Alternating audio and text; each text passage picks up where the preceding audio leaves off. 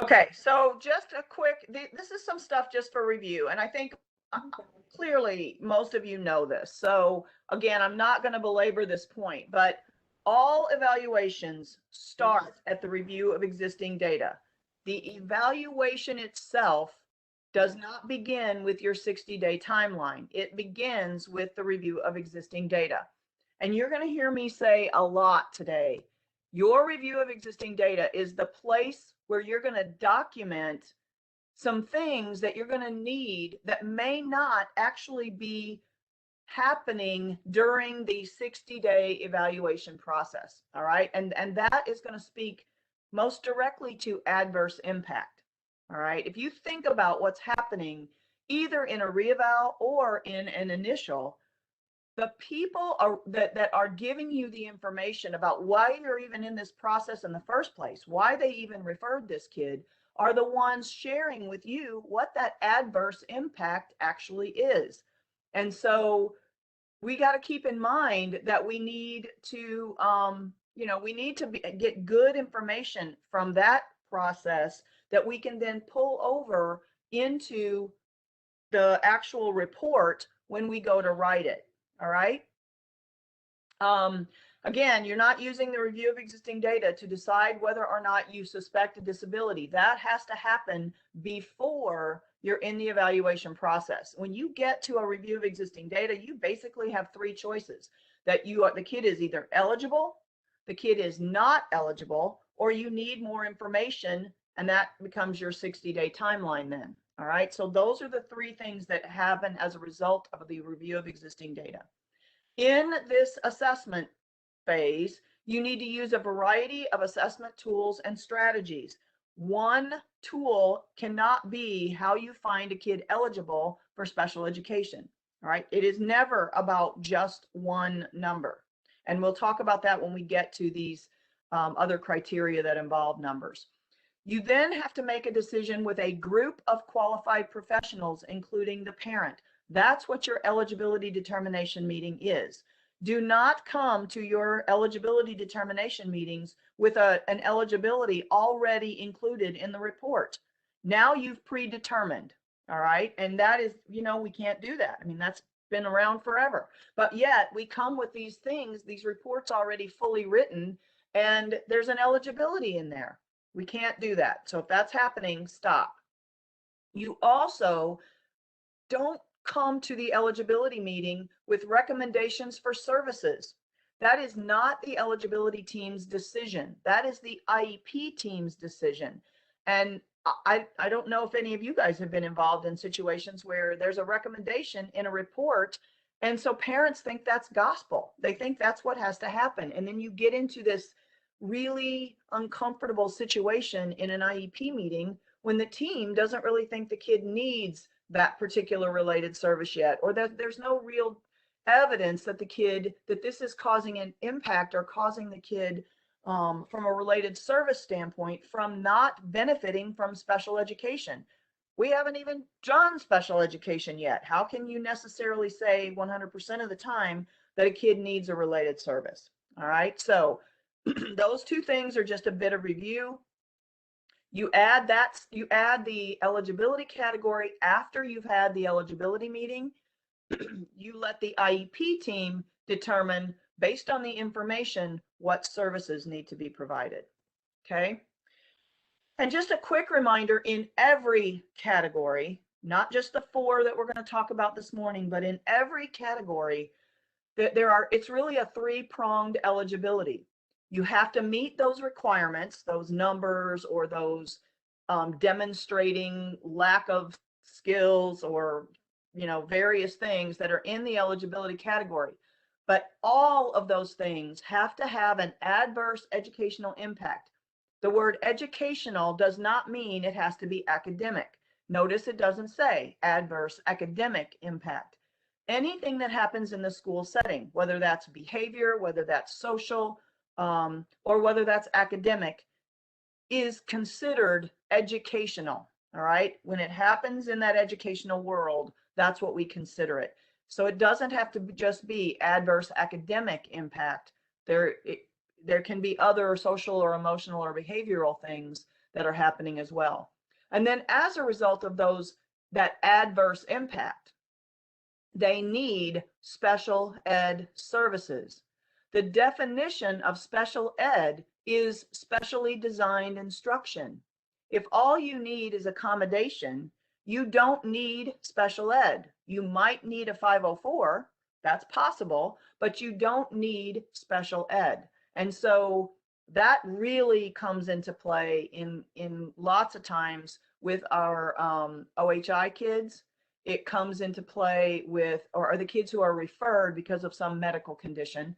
It also comes into play sometimes with our SLD kids. When those SLD kids are gifted or highly intelligent, and their number on their academic achievement score just doesn't, it happens to be 22 points or more below, but yet this kid doesn't really have an adverse impact as compared to his peers in that world.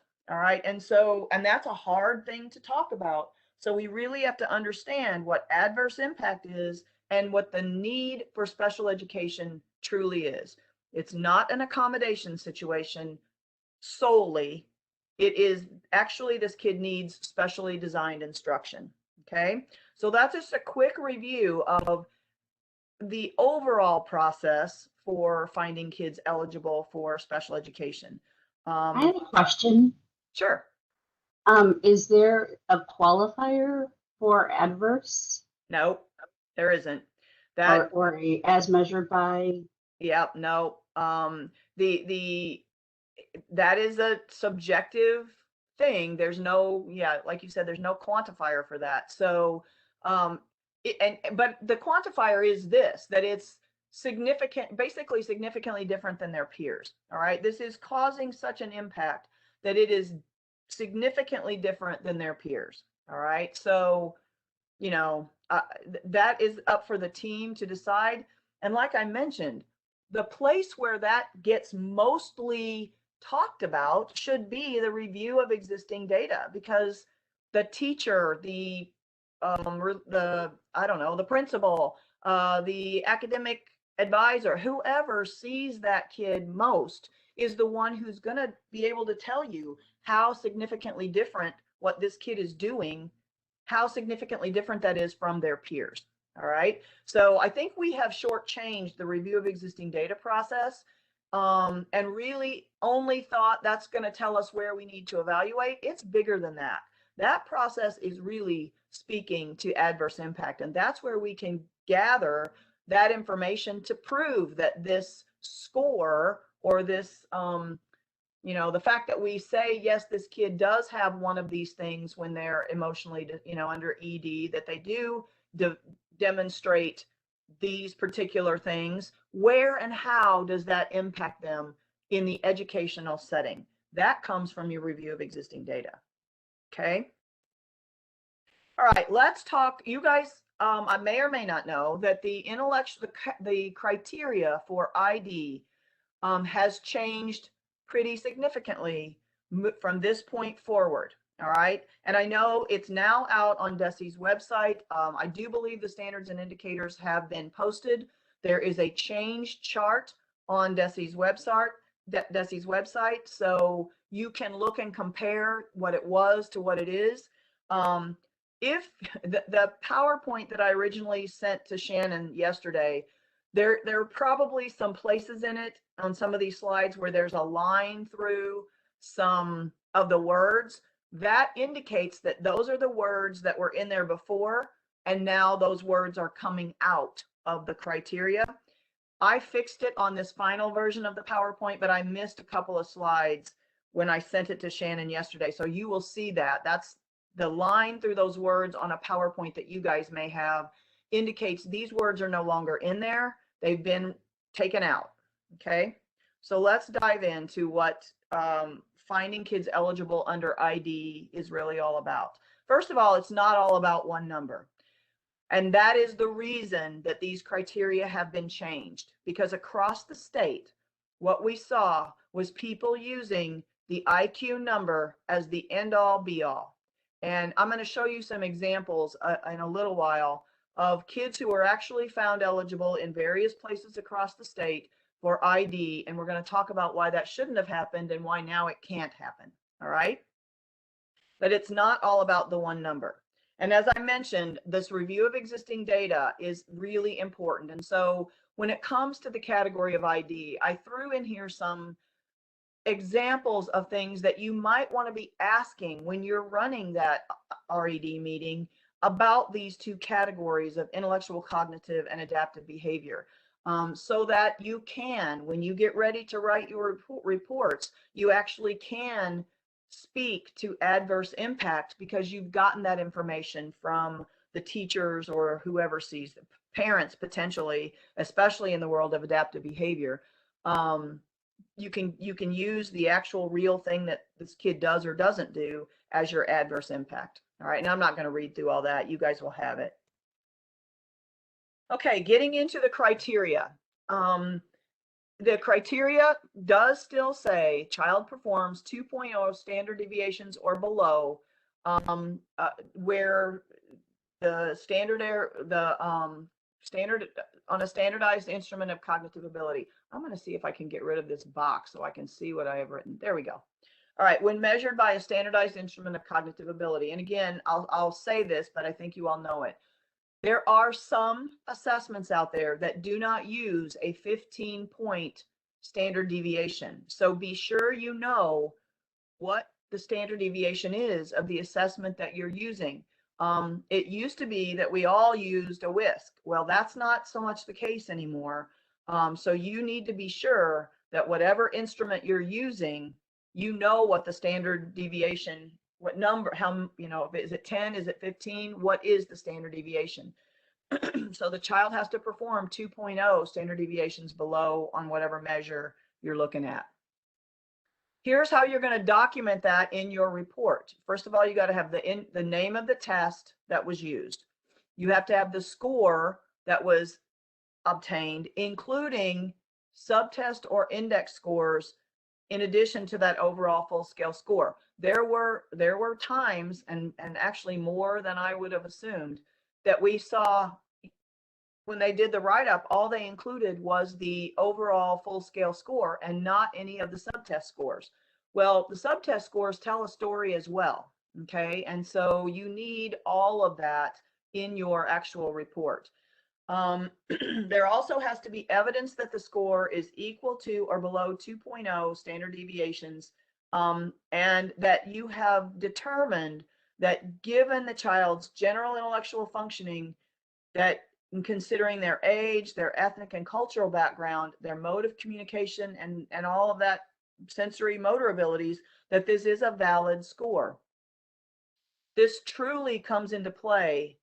Again, you guys who are giving these assessments have the responsibility to understand all of the background to that test. All right, so there are some IQ measures that are actually better when you're testing a diverse population. All right, that's where that ethnic and cultural background comes into play.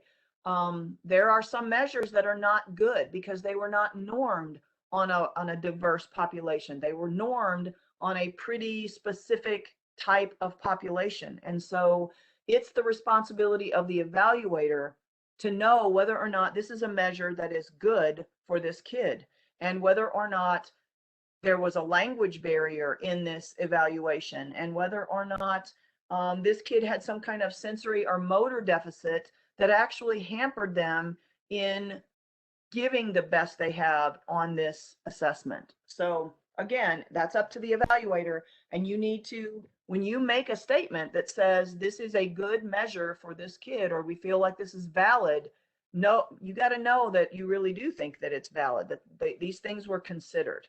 Okay. Hang on. Now it doesn't want to switch. Stop it. Oh, all right. Somehow I know I can make this work. Thing.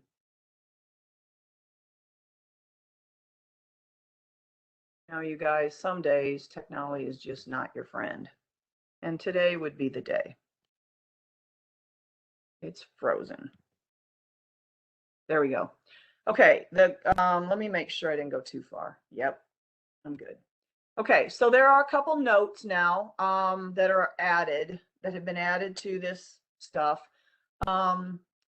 You need to use the score is going to vary depending on the assessment. Some of them use what they call full scale, some of them use Z scores, some of them use developmental age scores. All right, so you need to make sure you understand what score you're talking about.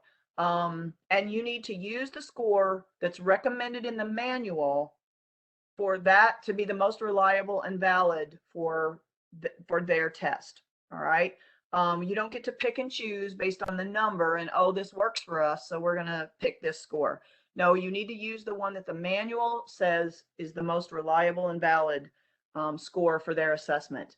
This note too, and I'm not going to read through the whole thing, but basically what this note is saying is that sometimes there are situations for kids where that full scale score is not necessarily the most valid score. And that would have to be for some preponderance of evidence that this is not the most valid score. So for example, your kids with your significant motor involvement, giving that kid a whisk, the performance parts, the things that the kid has to actually manually do, clearly that is going to be affected by the student's motor issues. And so there may be very rare times when you have to consider other scores than that piece of the score. All right. But let me say that this is not permission to now, again, pick and choose a particular score on a kid's IQ test and say, oh, because it meets the number, we're going to use this. All right.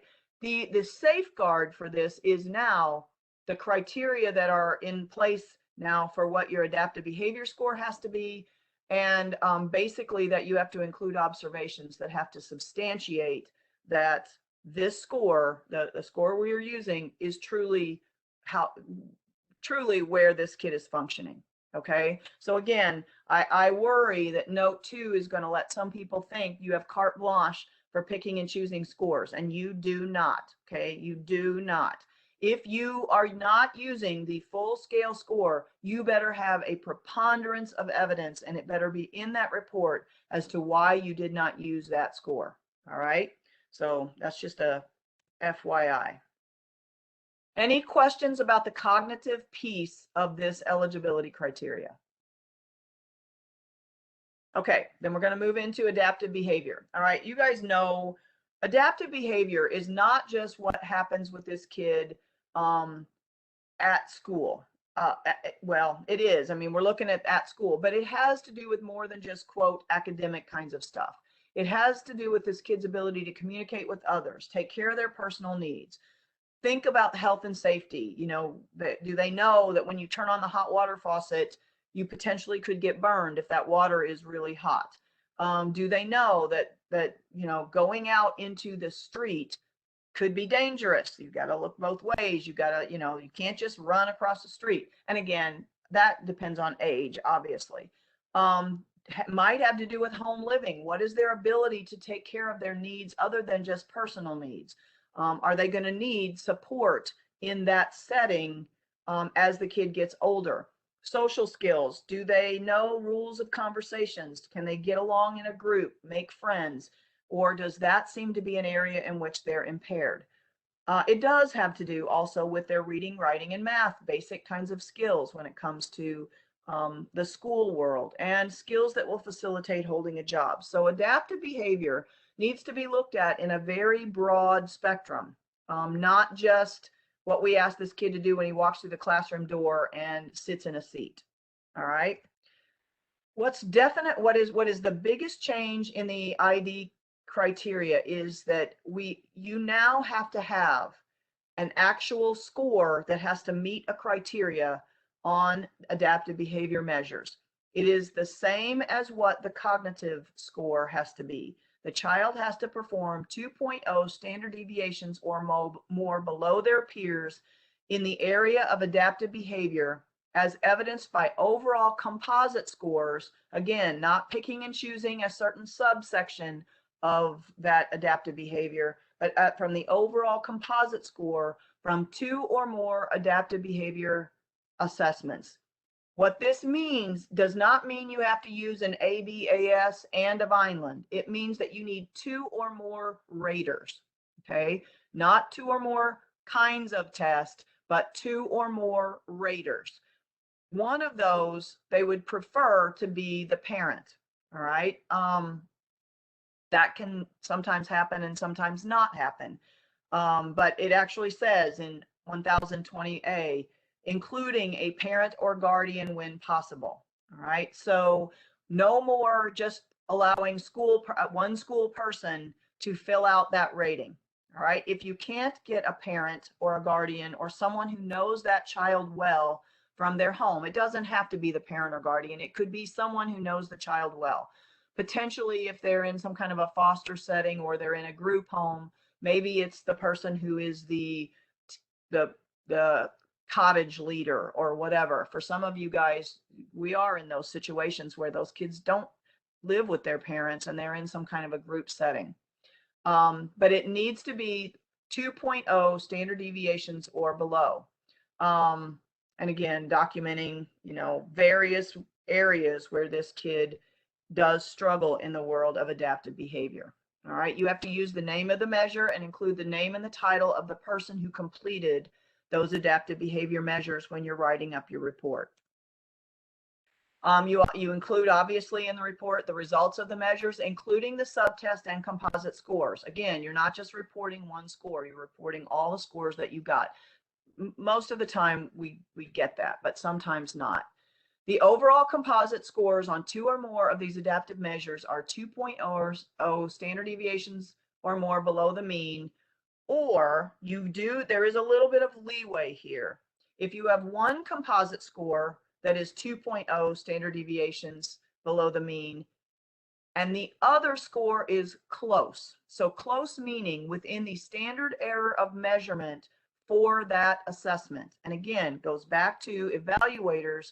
People writing up reports have got to know on that measure, what is the standard error of measure? And in your report, then you have to document that the team used the standard error of measure of blank 3 or 5 or whatever it is for that assessment,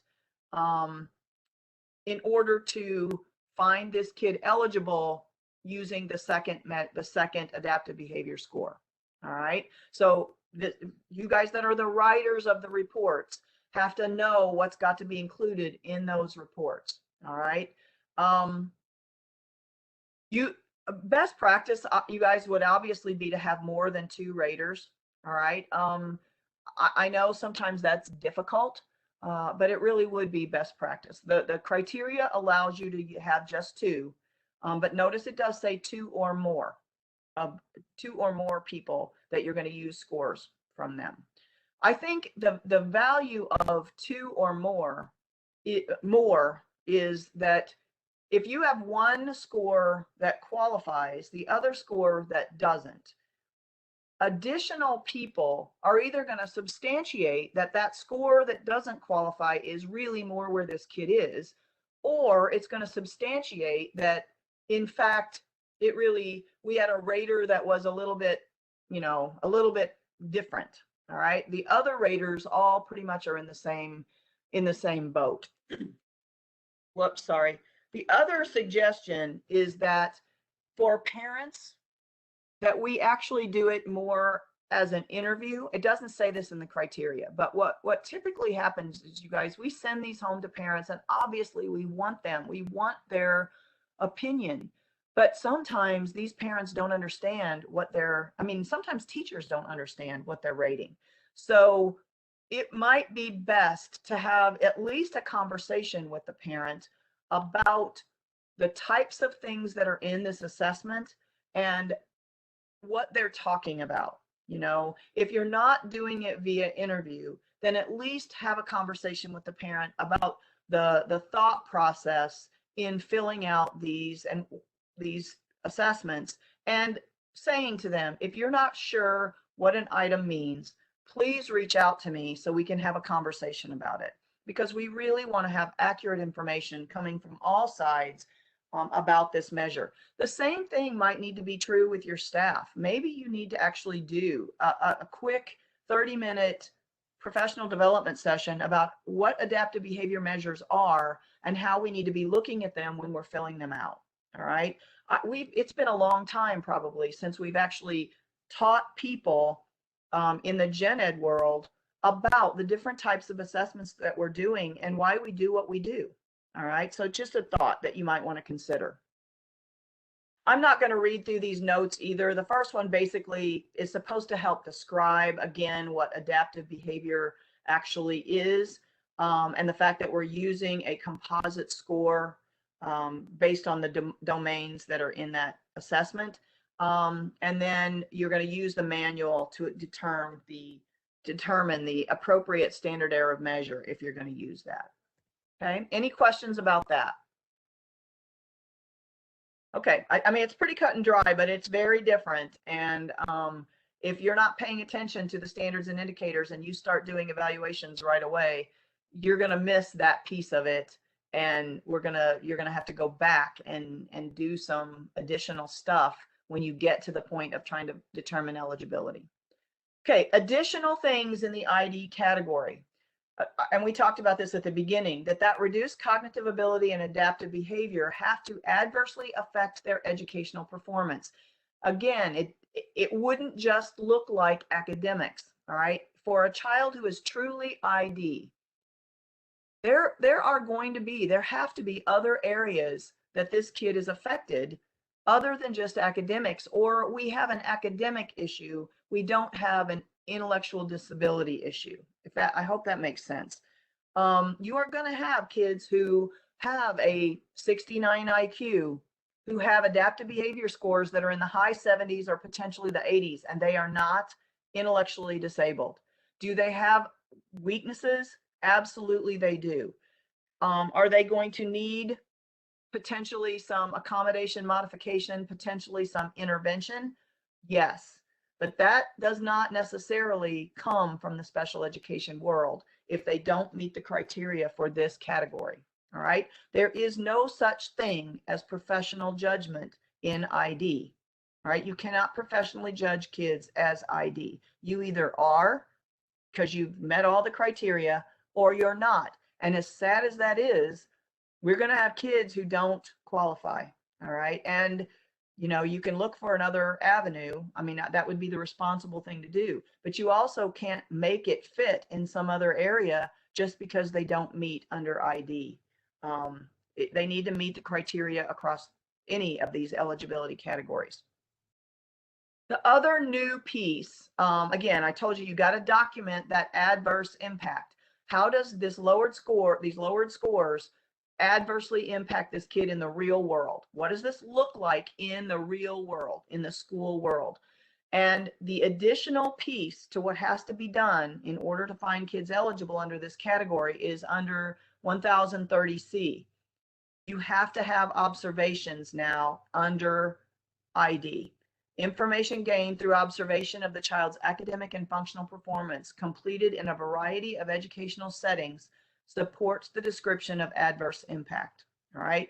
Notice it says a variety of educational settings, because again, if you're ID, this is not just affecting you in the classroom with your reading, writing, or math. We should be seeing that this is affecting you in some other way. Okay. So that's an addition that has to be added to finding kids eligible under the category of intellectual disability. Any questions about that? Okay. And again, this is just some additional information about those observations, and it really has to do with how you're writing up your report, that you need to explain the discrepancies. You need to this is, again, this is how writing in the report how this affects this kid overall. All right, scores are not, just reporting out 69 on an IQ measure, a 69 and a 72 on adaptive behavior measures. Here are the kids' academic scores. End of story. That's not the end of the story. You have to explain how all of this ties together and makes this kid eligible under ID. All righty. Here are some examples. I'm not going to read through the numbers, but I'm going to let you guys take a hot second to look at what this looked like. And these are examples, I'm telling you, of real kids. All right. In this, for this kid, this child was found eligible under ID. All right. Why should this child, even prior to the criteria being changed, why should this kid not have been found eligible? Number one, yes, he has a full scale score that gets him a number that is below 2.0 standard deviations on the IQ measure, and this happened to be the WISC. But notice this kid has a working memory score of 50. That is what pulled down these other numbers. Okay. The adaptive behavior was filled out by two people, the school person and the parent. All good. In today's world, that would be okay. But look at those scores. All right. Even in the previous world where we were talking about criteria being commensurate with the IQ score, that was not even close to commensurate. This school district decided it doesn't matter. We're only going with an IQ score and that's it. All right.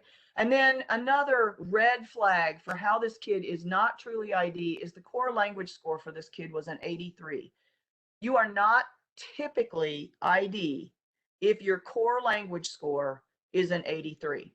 And again, that goes right along with the verbal comprehension score. I mean, those things are, so commensurate, it's crazy. This kid also didn't have any standard scores on an academic achievement test that were below a 77. So is this kid ID? No, never should have ever been qualified as ID, but was in some place in this state. Next kid, same thing. Right now in our world today, you could not use, this would not be, you couldn't find this kid eligible because you only have one adaptive behavior measure. Again, the kid had a lower full scale score. Okay. That probably verbal comprehension helped to bring that score down. In today's world, if I'm looking at that verbal comprehension score, I'm going to immediately think red flag language. Would this kid qualify as a language kid? And if you notice, his core language scores were a 70 and a 72. The kid should have been a language impaired kid. But instead, because this district looked at a number, the number of IQ, the 69, they found this kid eligible under ID. All right. Today's world, you couldn't do it, number one, because you don't have two adaptive behavior scores. And number two, that adaptive behavior score is not 2.0 standard deviations below the mean. And there are none of those scales that have 9 or 10 as their standard error of measure. So couldn't find that kid eligible. And here's the last kid.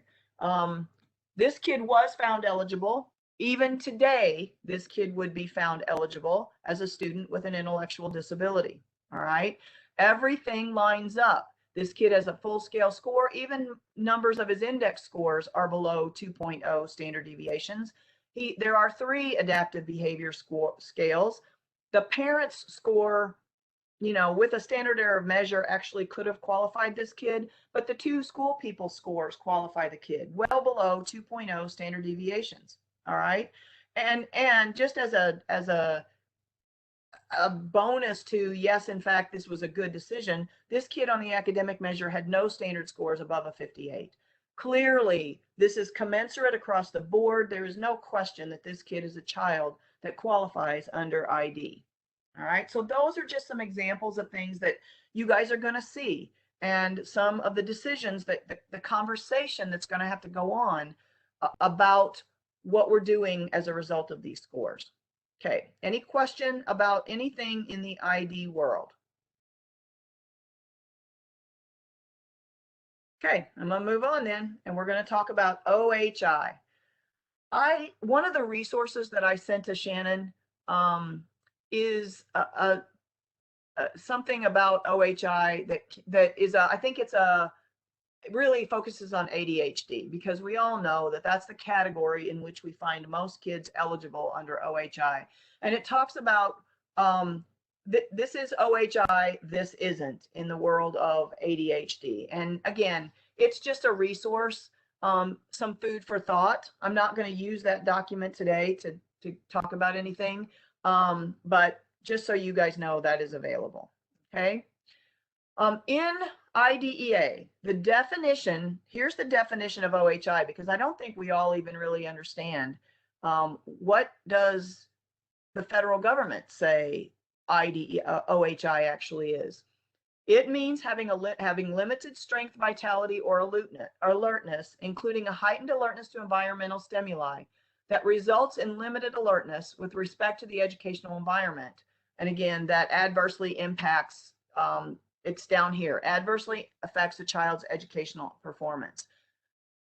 Generally, again, they list out some medical conditions that could qualify a kid under OHI, but this is not a list that is exclusive. All right,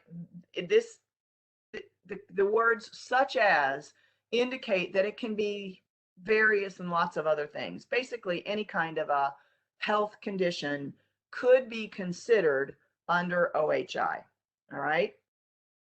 The key here, adversely affects a child's educational performance and results in a need for special education.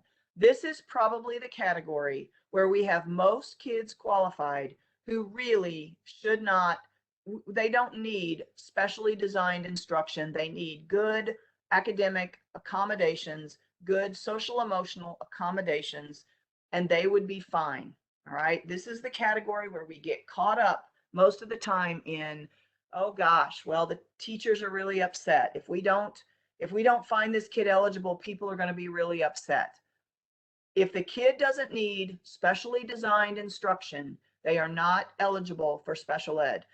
The question that needs to be asked is, what specially designed instruction does this kid need that he's going to need over time? We don't typically find kids eligible for special ed because we need to do a little bit of social skills work with this kid. And once that's been accomplished, they're no longer special ed. They're no longer disabled. How is that possible? Okay. How is that possible? This is a kid who's going to need support and specially designed instruction for a good amount of time. All right. This is not an in and out kind of a deal when it comes to special ed. For the same reason that we have gone to providing more intervention in the speech world, because we were finding that kids were getting called disabled for a period of 6 months, and then suddenly you're not disabled anymore because you tested out a speech. That should never be the case. When we find kids eligible for special education, it's because there is a significant issue going on, and it's going to take a long, long time to fix this issue or to even make progress with this issue. All right. It's not a short-term deal. And for many of these kids who are OHI, with good accommodation, maybe good social skills lessons done by someone other than, quote, under special ed, this kid could make tons of progress and not be such a problem. Again, this just means the medical condition that are listed could find a kid eligible, but just because you have a medical diagnosis does not mean you automatically are eligible for special ed. And I hope, and I think for sure at the Fort Zumwalt world, you guys are way past that, but we do still have some districts in the state who believe or who have been under the impression that a medical diagnosis equates an evaluation for sure, and then almost always means the kid is special ed. That's not true. You don't even have to evaluate these kids if there is not a reason to suspect a disability. You can do a notice of a prior written notice to say, we don't suspect a disability, and be done with the process. All right. But we still have people who think that if a parent walks in with a prescription, we have to evaluate. No, you do not. Or walks in with a doctor's note or something that says this kid has ADHD or asthma or diabetes or whatever. do not have to automatically evaluate for special ed. The primary issue in health impairments is the resulting symptoms have to adversely impact the student's educational performance. If a child has diabetes and it's controlled through medication and it doesn't impact learning, why would we need special ed? That would be inappropriate for this kid. And it's funny that in the world of diabetes or asthma or seizures, we would automatically say that. We would automatically think, oh goodness, this kid doesn't need special ed. He just needs a 504. Why is it in the world of ADHD we aren't there? But we're not, okay? And we need to, that's the first thing we need to think about is this is a medical condition. Does this kid need to be potentially eligible under 504? That's the first place we should go, all right? But it, unfortunately, that's not the first place that we've been with ADHD. And I just put a little bit of information in here about ADHD. Again, under no way am I saying the only condition we think about under OHI is ADHD. It's not. But this is the ADHD kids are the highest incidence of OHI kids across the country. All right. And so clearly there is some, we've maybe not necessarily thought about this in the way that we needed to think about it. All right. Under the DSM-5, ADHD is actually defined as a persistent pattern of inattention and or hyperactivity impulsivity that is more frequently displayed and severe than is typically observed in individuals at a comparable level of development. All right. So again, observations are absolutely key when we're talking about whether or not this kid is absolutely different, okay, as more severe than is typically observed with individuals of a particular age. All right. Kindergarten kids, you guys, are busy as bees. So potentially this is just a developmental issue. This is an issue of this kid is an active 5-year-old or an active 6-year-old. Are they that different than their typical peers in that particular setting? We really have to ask that question before we actually find kids eligible. All right. And again, like I said, that is the highest category of medical conditions under OHI. And so it deserves a little closer look. For most of these other health impairments, a physician's diagnosis serves as the basis for classification. We don't have to have a physician diagnose a kid ADHD. We can use those other licensed professionals that are outlined in the criteria. So, you know, one of the questions that's now being asked is, what about a physician's assistant? They're not a doctor, basically. They're a medical professional and they are licensed, but the way our criteria in Missouri is written, that's a question as to whether or not we can actually accept something from them. We are looking at potentially, this would be a change to the state plan.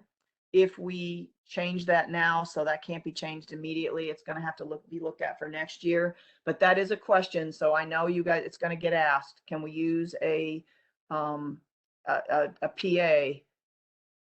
Can we use that from a PA? And I'm going to be honest with you, there's kind of this silence when we ask that in the room. We all know they're a licensed medical professional, but that is not the way our criteria is worded. The other issue has come up with nurse practitioners, and you can actually make a case for that nurse practitioners are not as highly trained as a PA, but it's kind of crazy that we'll allow a LPC to make that say that a kid is ADHD, but you're not going to take that from a nurse practitioner. I mean, it really needs to be looked at. I was hoping it would have been looked at when the criteria changed initially, and it just wasn't. So it was kind of shoved to the side. So right now, I can't give you a good answer for whether or not a nurse practitioner or a PA can make that determination. I'm hoping to get a better answer for you soon. That's all I can say. All right. Again, this is just some information about ADHD, all right? And you need to kind of get a developmental history. You kind of need to be looking at what does this kid look like in all kinds of settings? And that's, again, part of why the criteria has changed to include observations, which we'll talk about right now. This, again, is just some information about ADHD, that the kids with ADHD display various symptoms, from those kids who are completely inattentive to the kids who are hyperactive and like on steroids with being hyperactive.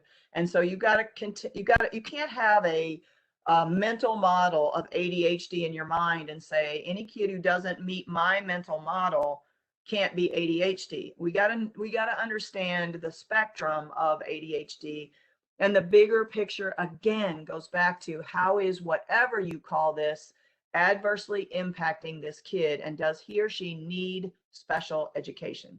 All right. So here are the criteria for OHI. Here it says a licensed physician. That's what our criteria says. And so that sort of boxes us in with licensed physician, because it doesn't say the word assistant. And we all know that PAs are not full-on doctors. So we have to take a look at that. I went through that before. And here are the other people that we allow to make that diagnosis of ADHD. Licensed psychologist, licensed professional counselor, licensed clinical social worker, or a school psychologist. Those people can give us something that says this kid has ADHD, and it's okay. We can run with it in our criteria. So there you go. And then documentation indicates that the health impairment results in limited strength, vitality, or alertness, including a heightened alertness to environmental stimuli. We're going to talk more about that particular piece of this. The doctor piece isn't usually the issue. The issue is, how are we documenting one or more of these other things that this condition results in? How are we documenting that stuff? And then we do put a note in here about each of those things. What is limited strength? What is limited vitality? What is limited alertness? Because what typically happens is that we get the blanket statement that this kid has a medical condition.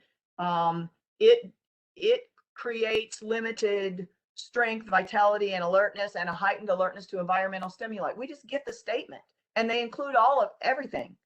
All of those words in the statement. And then there is absolutely no description of what do you mean by limited strength for this kid? What do you mean by limited vitality for this kid? What do you mean by limited alertness for this kid?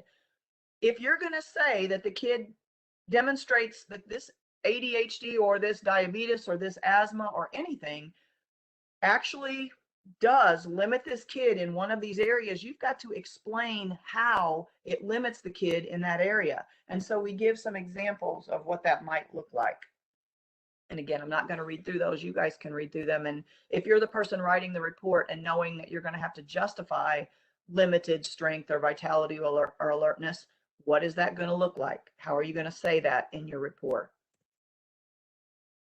The other piece in the criteria is that there has to be a comprehensive educational evaluation. So of course you're doing probably some kind of academic scales for this kid, or you have lots of data that you guys are already gathering. You have benchmark assessment data that you're doing frequently. You have perhaps just data from your classroom to show how different this kid is.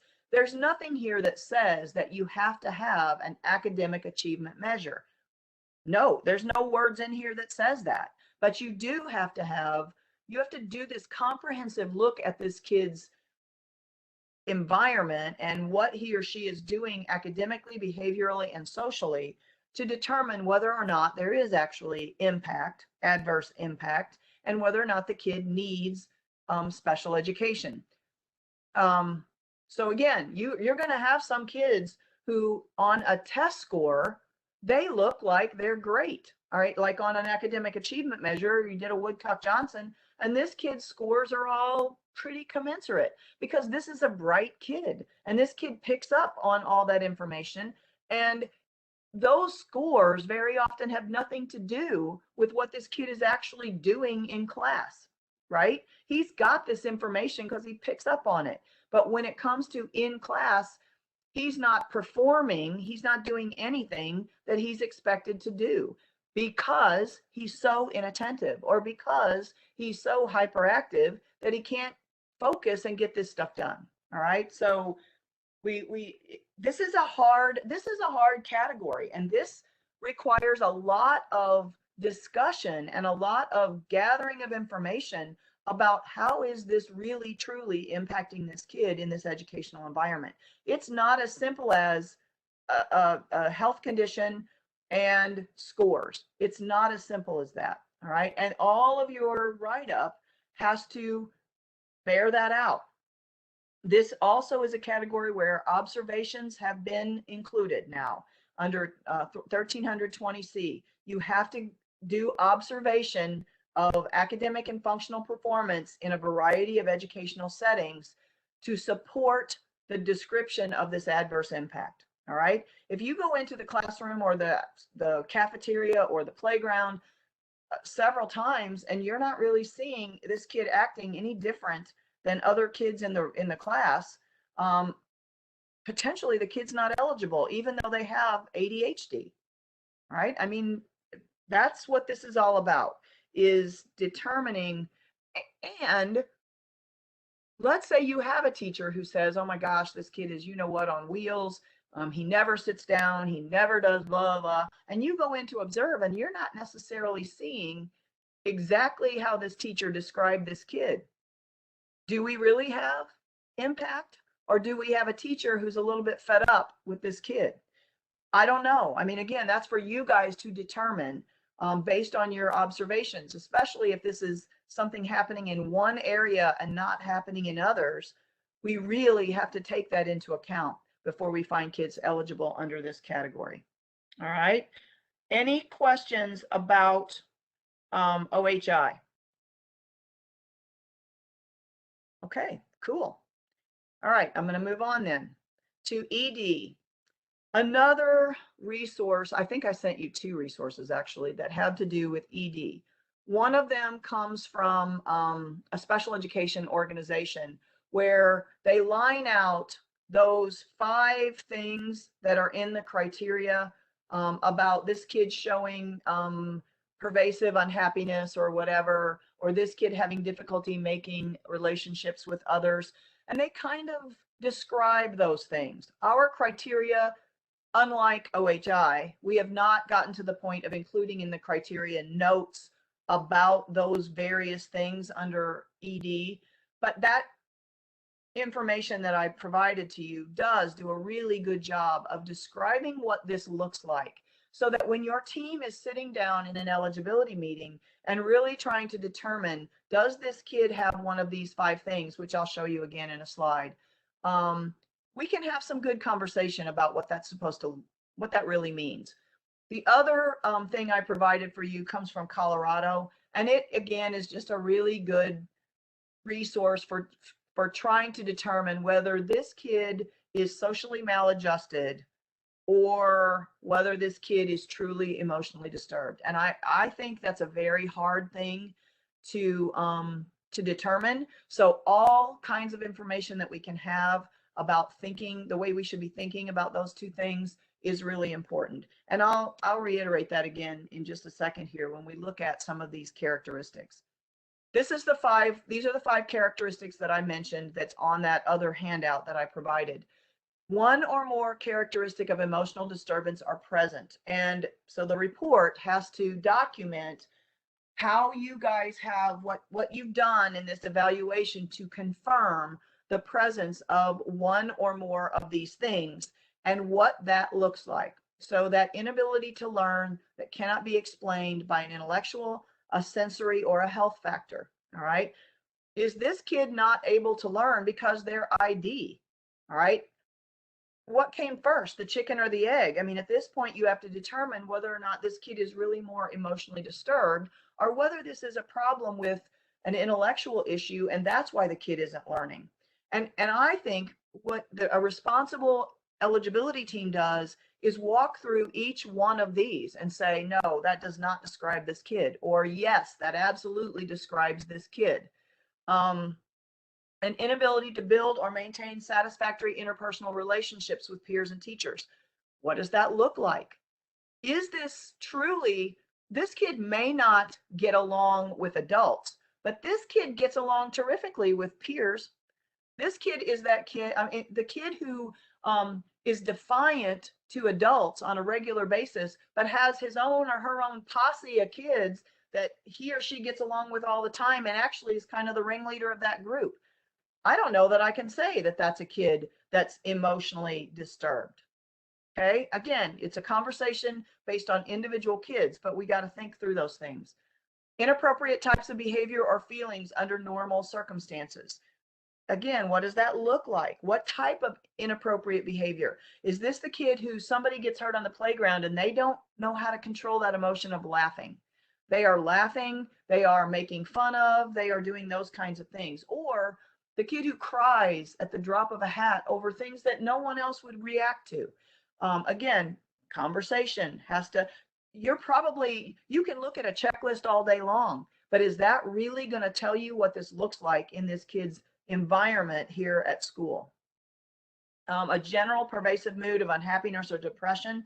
Again, I think we have a better understanding of what this is, but we probably need to have that conversation about what does that look like, that unhappiness or depression. The child never wants to interact with other kids. It's not that the kid is shy. This kid truly avoids those situations, and things are always negative. This kid always looks at the glass half empty instead of half full. Those kinds of conversations. The tendency to develop physical symptoms or fears associated with personal or social problems. This is that kid who wants to go to the nurse all the time.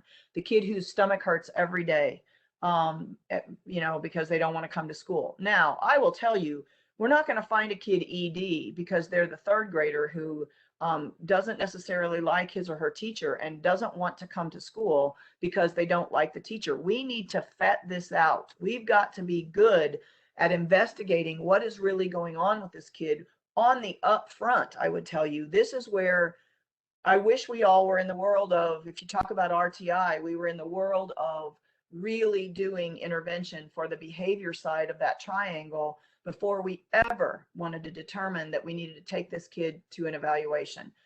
Because many of these kids, we can fix this with intervention. We don't need specially designed instruction and to say that this kid is emotionally disturbed. We can fix it with good intervention. But I know many of us are not at that point. And it's sad because I think a lot of kids get qualified as ED when that's really not what we should have done. All right. So again, that's a little bit of a soapbox, but I think we need to take this category very seriously. And again, as much as possible on the upfront, deal with this from an intervention standpoint, rather than go strictly down the evaluation road. Emotional disturbance includes schizophrenia, but does not apply to those socially maladjusted kids unless, and here's the really weird statement, unless it's determined that they also have an emotional disturbance. I think we have, again, this is really hard because what happens is parents get frustrated. They take these kids to the doctor. And I think we lots of times get things like ODD, anxiety disorder, various other of those medical conditions that can truly look like an emotional disturbance. I think we get those a lot of times when in fact it was because not a thorough investigation of what's happening was going on. So you got to be really diligent in your discussions, your gathering of information about this particular category, even if the kid comes with a medical diagnosis of some of those things. All right. And it happens. I mean, we get 3-year-olds that are diagnosed with oppositional defiant disorder, and you just got to wonder, are you really at 3 oppositionally defiant, or is this an issue of not really having an opportunity to learn how you should behave? Again, that's a soapbox for me.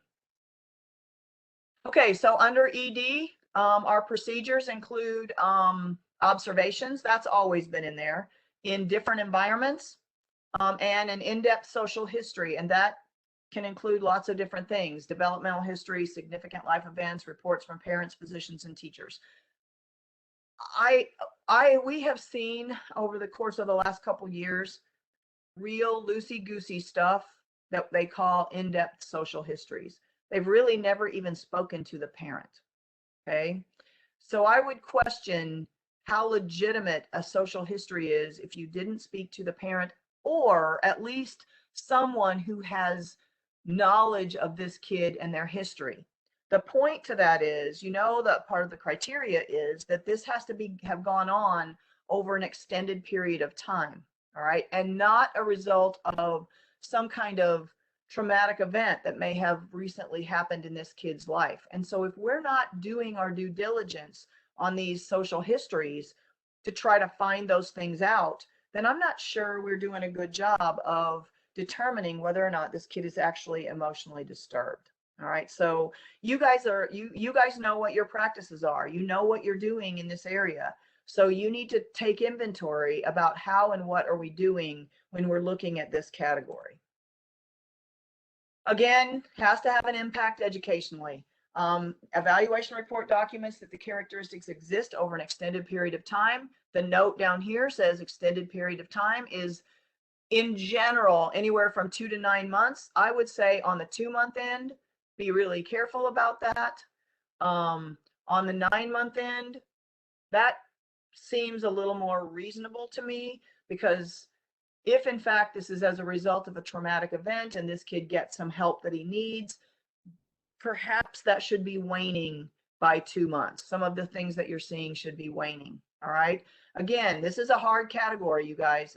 It is hard. You got to do some really in-depth thought about what's going on with these kids. And then again, the characteristics exist to a marked degree. So this is not the kid who once or twice a month has a meltdown.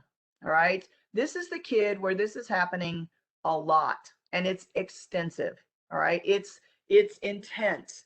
That's this kid. Marked degree means intense, extensive, a lot. All right. A lot. Not just a pretty big fit twice a month, but this is a pretty big fit on a routine basis. All right. Children, and again, then it says that about be careful about who are experiencing problems of everyday living, develop transient symptoms because of something that's happened in their life, should not be considered a kid with an emotional disturbance. It's okay, honestly, to refuse an evaluation if you happen to know that a kid has had a traumatic event or some kind of weird thing happen in their life over the last couple of months. It's okay to say, we know this has happened. We think that there's not been enough other stuff go on to suspect that this kid actually has a disability. We need to try some other things first. You didn't hear me say that interventions are required before you take a referral for ED. You didn't hear me say that. What you heard me say is that if you really suspect that this is for some other reason other than an emotional disturbance, that's what the disability is. So then you have no reason to suspect a disability. There needs to be some other things go on with this kid before we actually go through this extensive process of evaluating the kid. All right. And you guys know that the way that works, when a referral comes in, there's at least one person and probably a team of people in your district who are taking a look at this. You can gather some information yourself. That's what you should be doing, is asking some questions, looking at some things to determine whether or not you even suspect a disability at this time. That is totally okay. You are not doing a review of existing data by doing that. You are looking at circumstances and information that are going to help you determine whether or not you suspect that this kid is disabled, right? That's a good thing to do. And so please do that when you get those referrals before you make that determination of whether or not you suspect a disability. Okay, any questions about, well, and then of course you've got to document the adverse effect on educational performance. Again, this is not just academic. We see kids not qualify, and I'm usually not a proponent of, okay, you need to think about that again. But in this case, I am. We see kids not qualify for ED because the academic achievement scores that came back were all in the range that they were supposed to be in. And so now the team has made the decision that there is no adverse educational impact. Are you kidding me? The kid is sitting in the hallway 9 times out of 10. The kid is in the principal's office. The kid's been suspended 30 times this year. How is that not somehow affecting this kid in the educational world? It affects him from a personal, from a social standpoint. It affects him potentially from an emotional standpoint. Over time, this is going to have some kind of academic impact. The kid's failing all of his classes because he's never at school because we've suspended him. I don't care what that academic achievement thing showed. He's bright. He picks up on a lot of information verbally, but he's not performing because he's not doing assignments because he's never here. So we got to get away from that idea that educational impact is academic and only academic. It's not. It's not only what shows up on an academic test. All right. So keep that in mind, that it could be affecting this kid in other ways that have to do with the school environment. And again, you got to describe those things. All right. All of that has to be well described in the evaluation report. Any questions on ED? All righty, then I'm moving on. SLD. Okay, in the world of SLD, I will tell you guys that this is a criteria that is likely going to be, a category that is likely going to be updated sometime in the next 2 years. The issue with looking at this category is that you really need to involve a lot of stakeholders in this particular revamp. And so that is in the works right now. And probably, like I said, because you have to, at the DESE world, in order to change things, you have to start, we would have to know what we want this to be by October, November of this year. There's no way that's going to be ready. And so look for this category to have some update potentially in the year after this next year. All right. Because it's time that we actually take a look at this. Do you guys know that we are one of the few states that still use, in the LD world, still use the discrepancy model?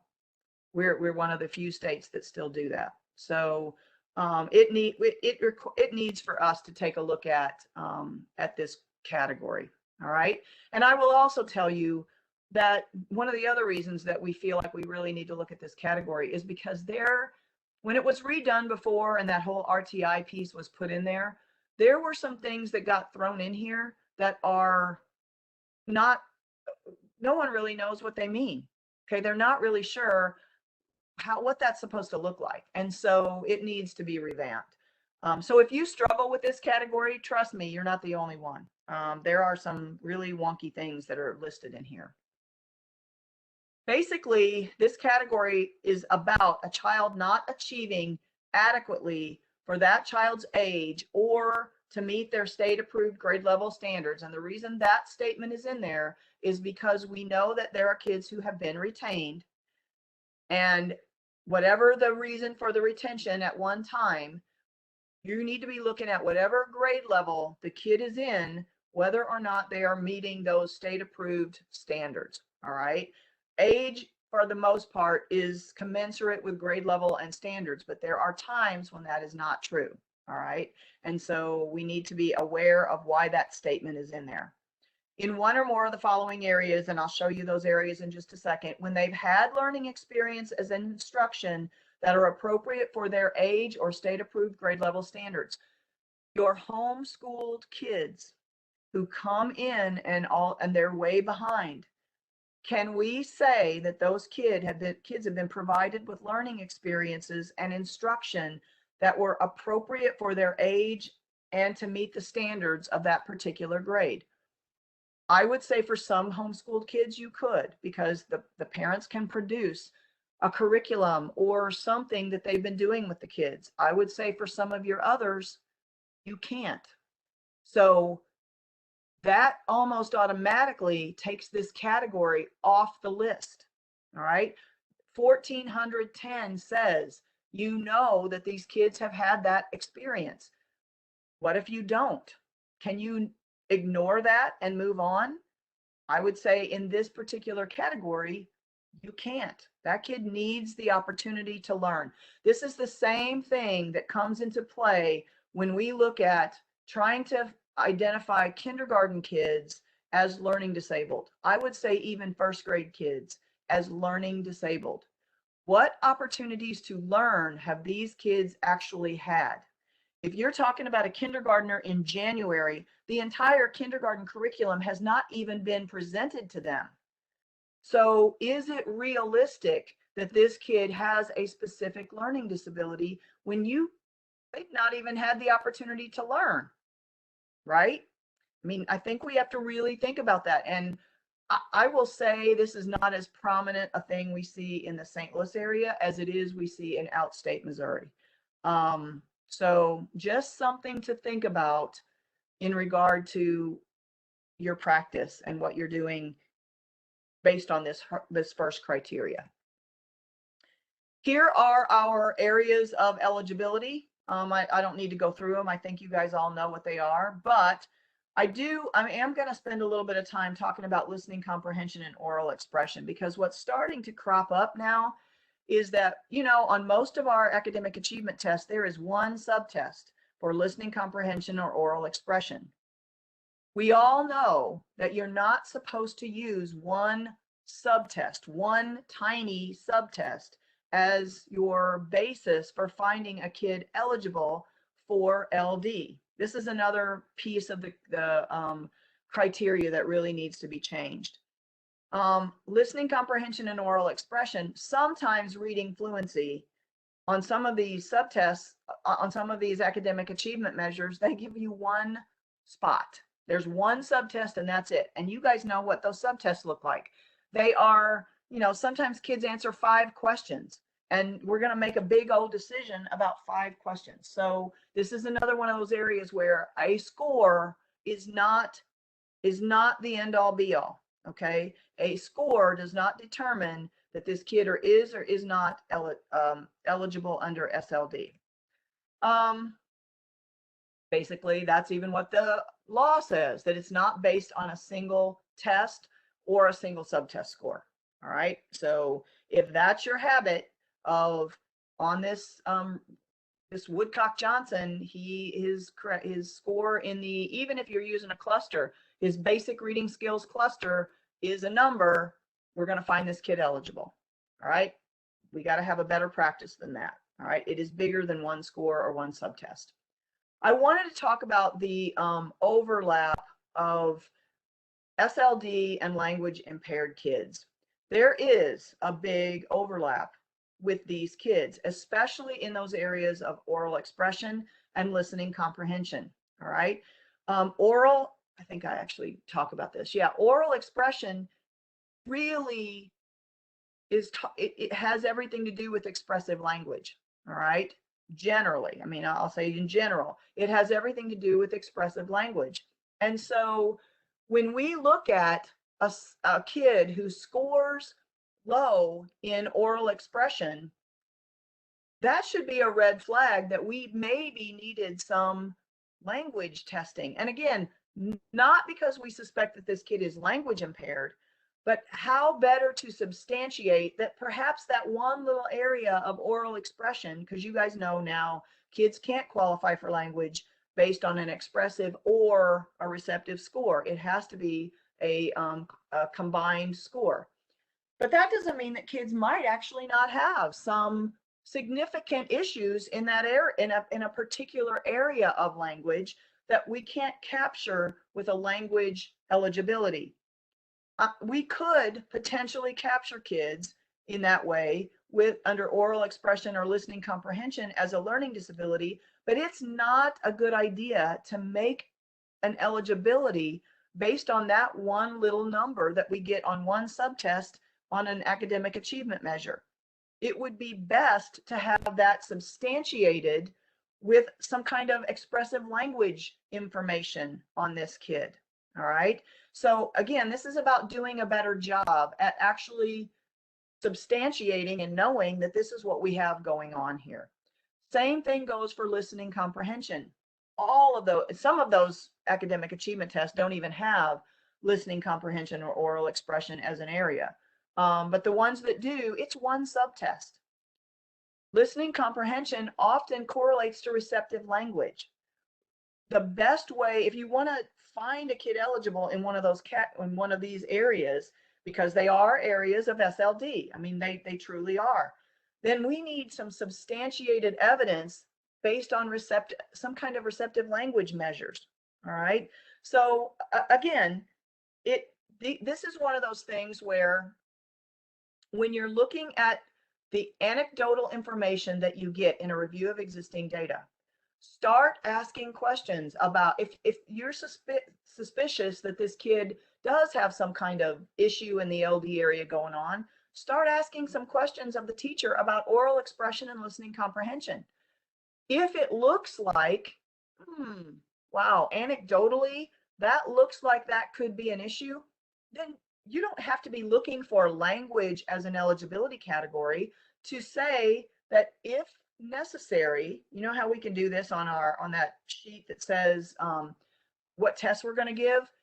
You can say if oral expression or listening comprehension appear to be a concern based on the academic achievement test, we're going to give a language test. You don't have to give two because you're potentially not looking for language, but you could then say we need to give this language test, and you don't need to go back and get permission again because you've already said that up front, that when you wrote up your prior written notice for permission to evaluate, you included that if it looks like it's necessary, we're going to go ahead and evaluate in the language area as well. Fine, you don't need permission again to do that. All right, you've gotten it up front. And if it's not necessary, you don't do it. All right, no one wants to be testing just for the heck of it. We want to make sure that we're doing what we're doing because there's some basis for it, some real concern. And then pre-literacy skills. In the LI world, there's a lot of pre-literacy and early literacy kind of stuff that happened for kids in that phonological, phonemic awareness kind of world.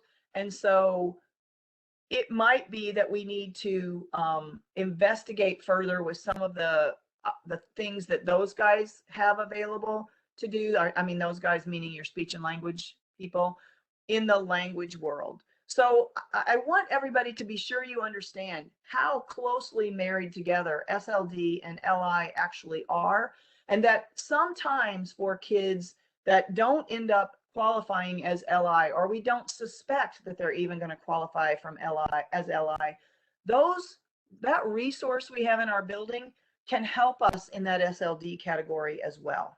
All right. I think we don't always think about that. All right. We have tended to see our speech language people in a kind of a box all alone, and they have a lot of information that could help us in so many different areas that we have going on for kids who are struggling. All right, I wanted to throw that out there because I don't think we pay attention to that enough. And this is just a slide. This is where you might get some information from your gen ed teachers about oral expression in the classroom and some questions that you might be asking in your review of existing data. Or if you send a questionnaire ahead of time to your teachers to get some information, include some things about these areas in the oral expression world. And then again, listening comprehension refers to understanding implications and explicit meanings of words and sentences of spoken language. So if you're looking to create a questionnaire, or you're looking for what kinds of questions should we ask, tap into your your speech language people, because they can help you a lot with what you need to be asking up front or looking for up front. Okay, again, these are just listening comprehension skills. I'm not going to belabor this anymore. All right. All right, so let's get back to just talking about the eligibility criteria for LD in general, because I know I only have 20 minutes. You know, there are 3 ways that we can find kids eligible. I am not going to spend a lot of time on the response to intervention area. If that is something that you guys have an interest in, I actually did it. We did it in my district for a number of years. Actually, they only stopped because I left and the person who came in had no idea what to do with it. And so she stopped it. But I will tell you, we loved it. And if you have any interest in that, let me know. I have tons and tons and tons of information about that way of finding kids eligible. But I'm not going to belabor it here because most people are not doing it. We know we have a discrepancy method, and you know that you can use professional judgment. This is one of the areas that you are allowed to use professional judgment to find kids eligible. So we're going to talk about those things. This is not new. The discrepancy method basically says that the kid has to have a pattern of strengths and weaknesses in performance, achievement, or both relative to age, state-approved grade level standards, or intellectual development. And I highlighted this because the intent of this statement is that these kids whose intellectual development is commensurate with their academic achievement should not be kids that we're finding eligible under LD. And we do that all the time when you're using a discrepancy method. Okay, I'm going to say when you're using a discrepancy method, we do it all the time. The kid has an 82 IQ. His academic achievement scores are in the high 70s. Okay, sometimes even a couple in that low 80s range. And we find places finding these kids eligible saying that they used the discrepancy method. You can't, all right? You can't. That being said, it might be possible, to use professional judgment. Again, we'll talk about that in a minute. And it could be possible under RTI, but you can't just jump in and say, oh, guess what? We're going to use RTI. If you've never done that and you don't have your criteria all set up and all that kind of thing. So you don't have that option if RTI is not already a method that you use. But you can't use the discrepancy method to do that. All right. And again, that intellectual development piece is huge. Kids have to have evidence of strengths and weaknesses, and that needs to be written in the report. All right. Too often we look at reports and it's just scores. Can't be. You've got to have the evidence. Again, what you get from your gen ed people, or even if it's a reeval from your special ed teachers, about how this, what are their strengths and weaknesses, what that looks like for the kid, and then they have to meet that discrepancy of at least 1.5 standard deviations between achievement and intellectual ability. Oh, that should say intellectual ability, not disability. Sorry about that. And again, we can't use one score. I mean, it's not one tiny subtest score. You're supposed to be using cluster scores. All right. If there's not a cluster score available, then the rest of the evidence that you have, for example, reading fluency, if the rest of the evidence you have, the classroom evidence, if you have baseline assessments that you're doing, or benchmark assessments, I mean, that evidence has to support that one little tiny subtest, or you can't use that to qualify the kids. All right. Somebody the other day asked, I think it's the Woodcock-Johnson that gives broad scores. They have cluster scores, but they also have broad scores. This again is where the people who are giving the assessments, or at least the people who are interpreting the assessments, have to completely understand how those scores are gotten on those assessments and what those scores mean. So on the Woodcock-Johnson, I think it's the Woodcock, they give a reading comprehension cluster, and a cluster means it's more than one subtest score that goes into that score. All right. They also give a broad reading score. That broad reading score has 3 scores that go into it. The question that came to me was, this district used broad reading. Well, broad reading doesn't tell me whether it's reading comprehension reading fluency, basic reading skills. It doesn't tell me that, all right?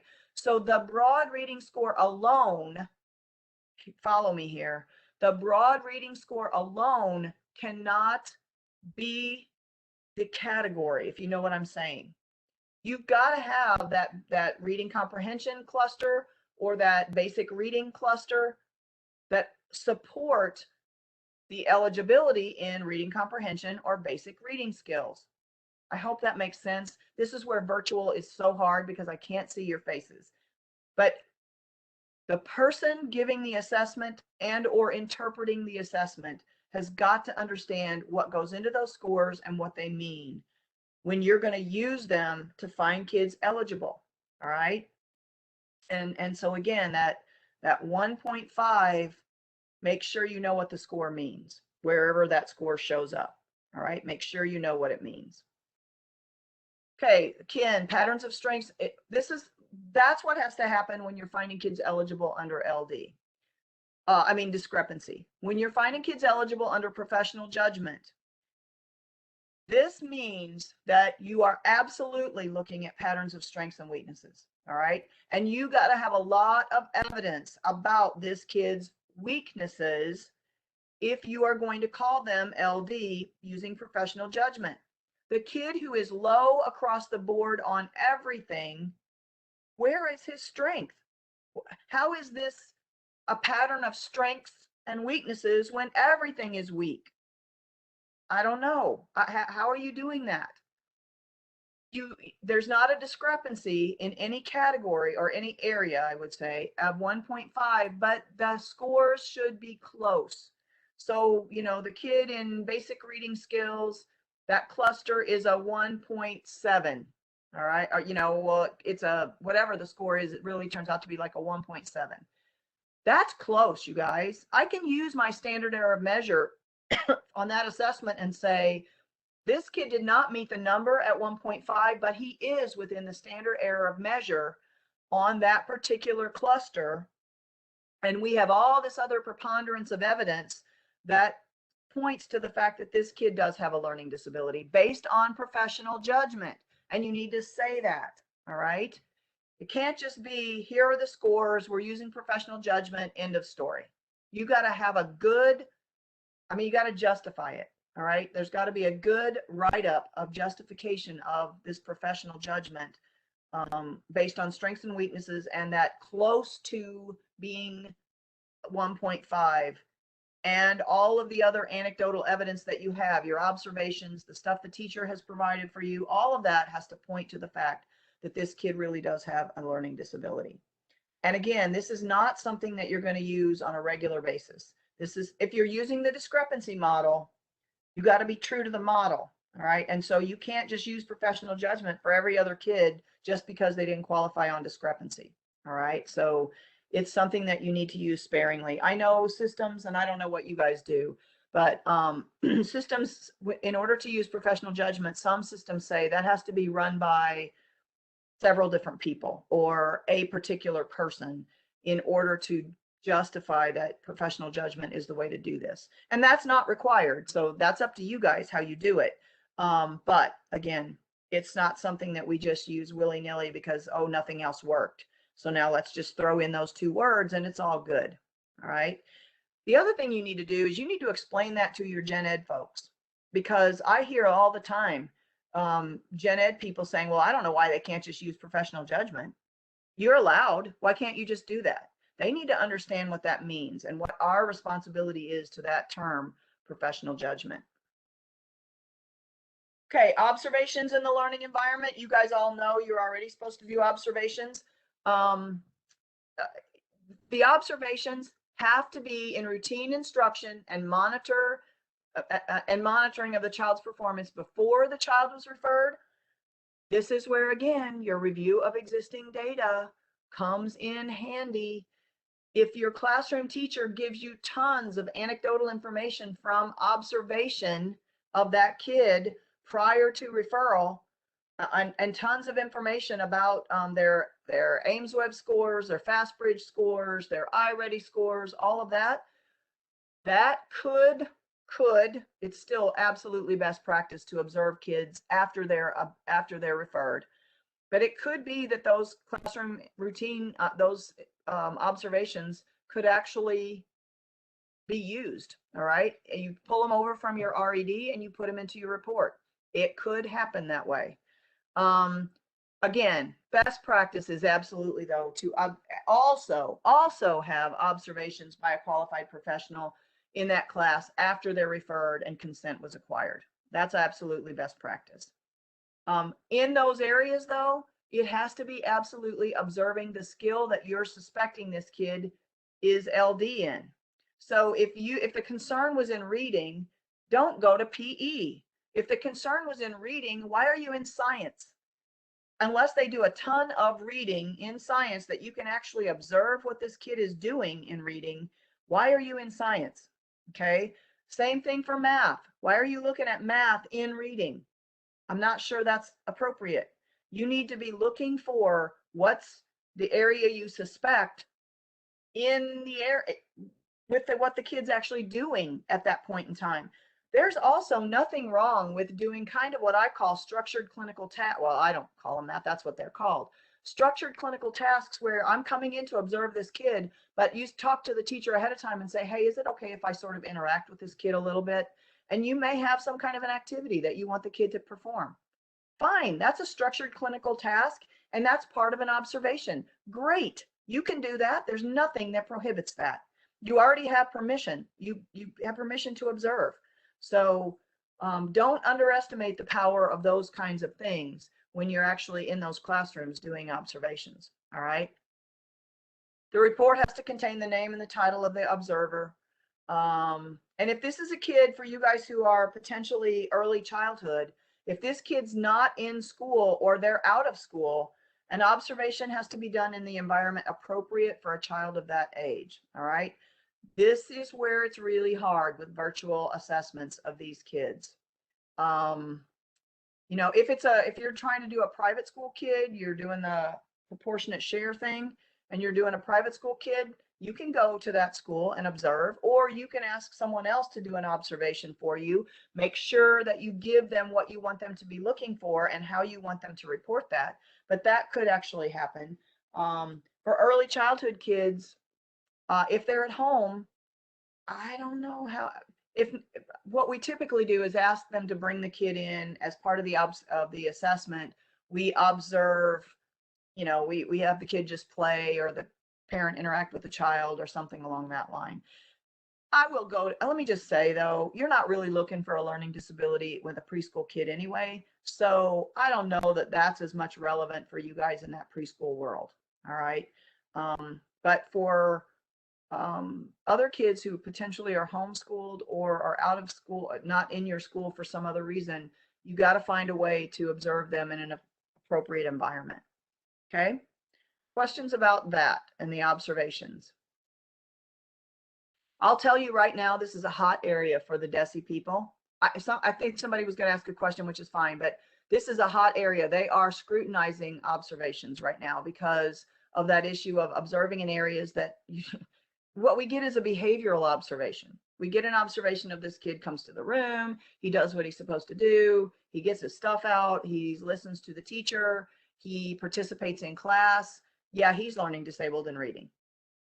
Okay, so it's a hot button for them right now. Okay, was there a question about this?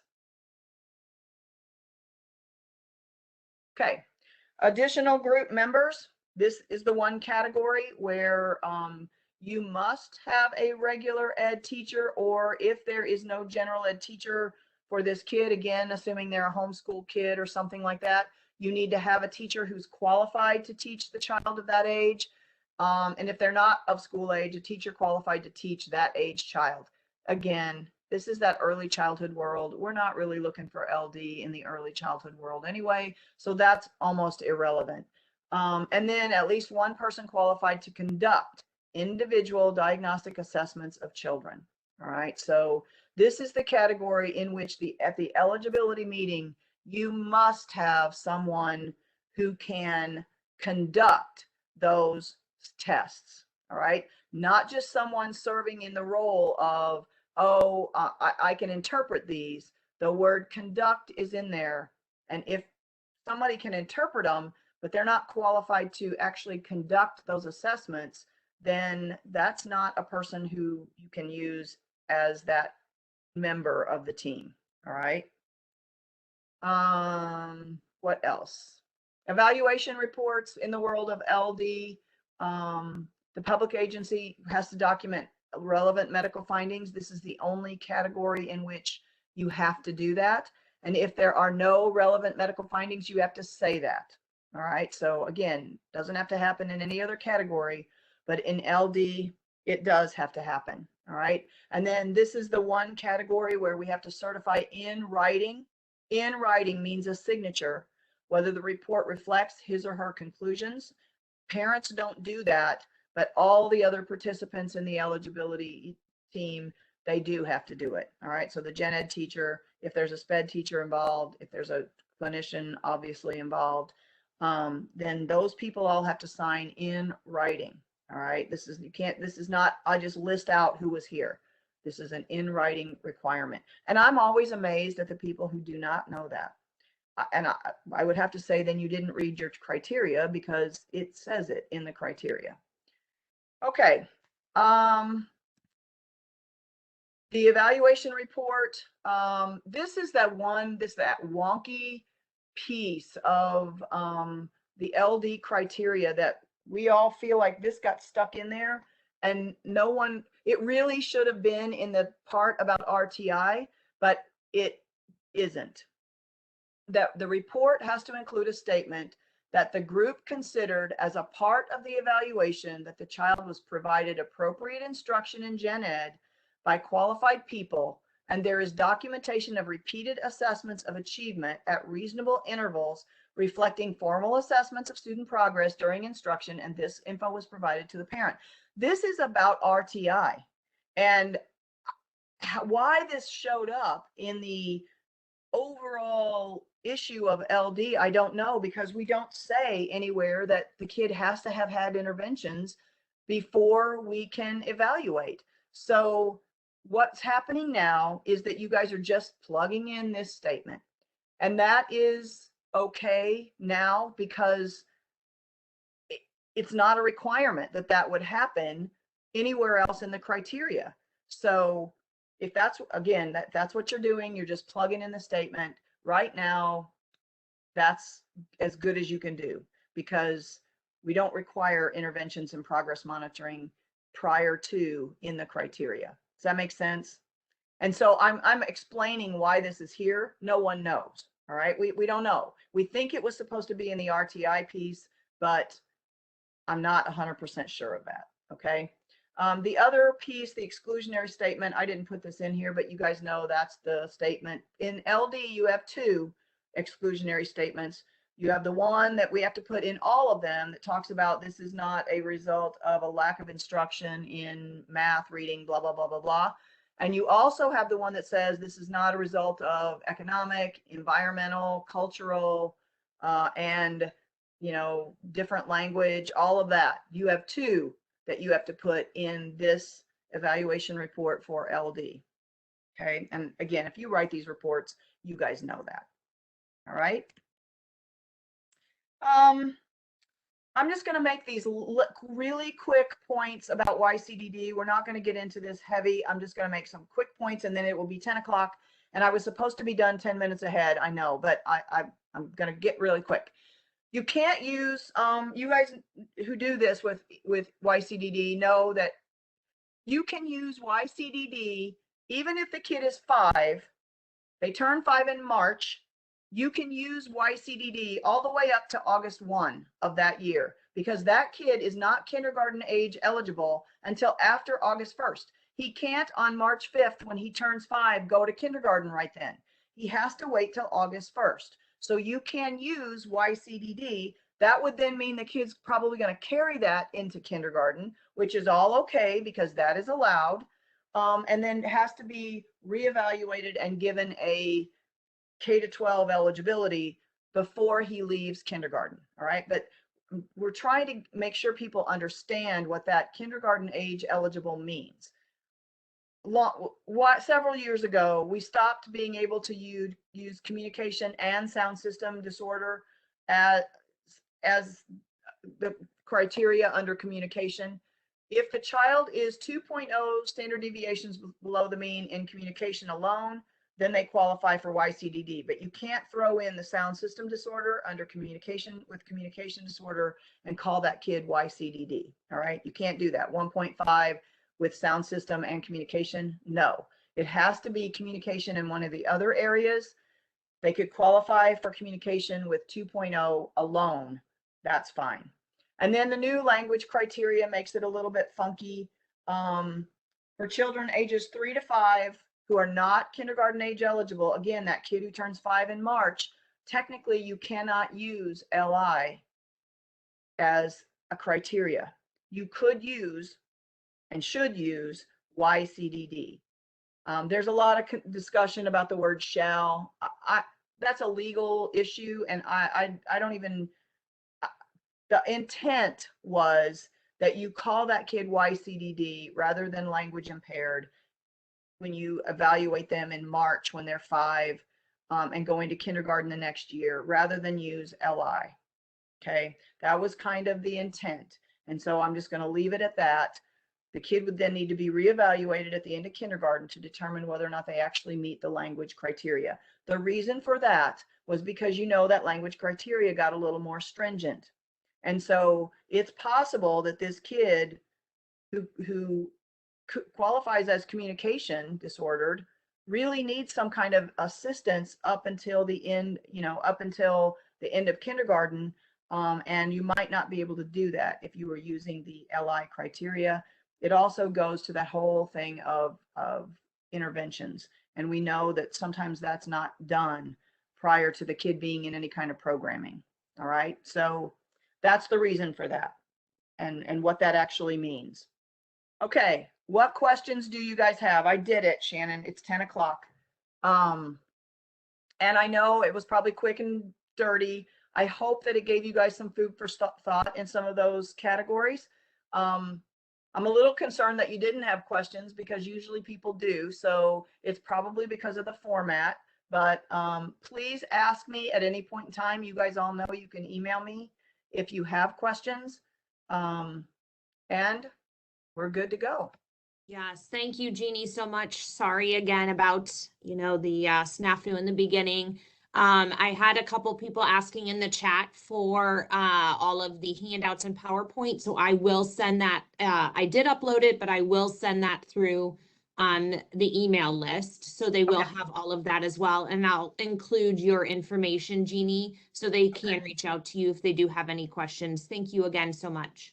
You're so welcome. You guys have a great start of the school year. Thank you. Bye-bye. Bye-bye.